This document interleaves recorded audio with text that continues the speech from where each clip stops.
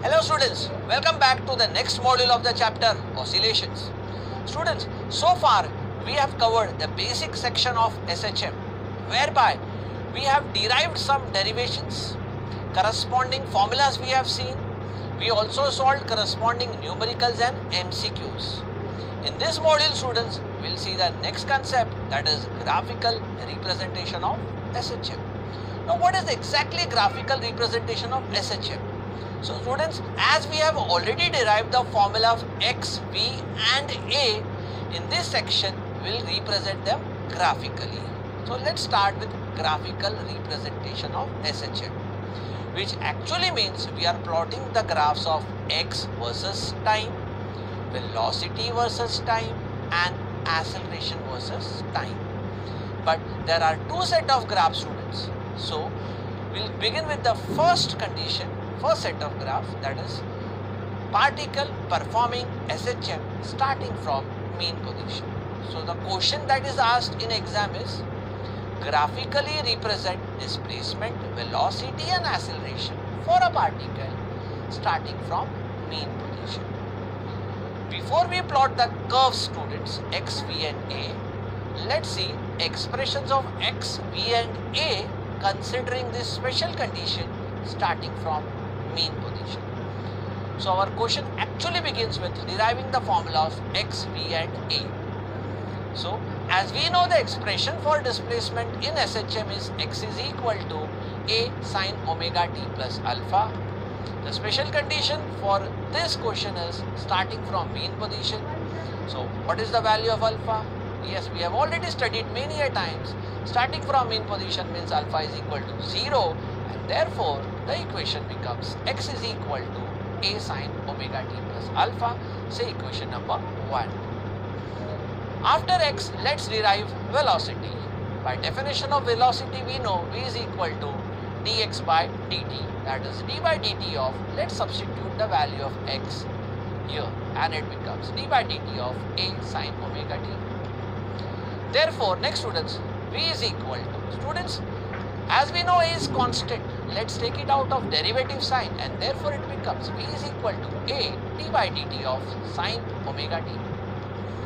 Students, next step, we know derivative of sine omega t is omega cos omega t and therefore v is equal to a omega cos omega t. Let it be equation number 2. After v, let's derive a similar expression for acceleration. As we know, by definition of acceleration, its rate of change of velocity, that is dv by dt, and let's substitute the value of velocity, therefore d by dt of a omega cos omega t. Also students, a omega is constant, hence let's take it out of the derivative and it becomes d by dt of cos omega t. Derivative of cos omega t students is minus omega sine omega t and therefore it becomes a is equal to a omega in the brackets minus omega sine omega t. Let's rearrange this and therefore students, instantaneous acceleration becomes minus a omega square sine omega t. Let's mark this as equation number 3. So for plotting the graphs, I will be using these three equations of x, v and a. You can clearly see in all the three terms on the right hand side, phase omega t is there. So this is our first step. Let's move on to the next step for plotting the curves. As you can see, I have drawn a table wherein I have taken some values of small t, 0, t by 4, t by 2, 3t by 4 and t. And for these values of t, let's derive the respective values of omega t. Say x is a sine omega t, we clearly know omega t is nothing but phase and omega t can be written as 2 pi by t into small t. Now what are we going to do? We'll take different values of small t and for those different values of small t, let us see what is the value of omega t. So let's start with the first case. As you can see, our first value of t is 0.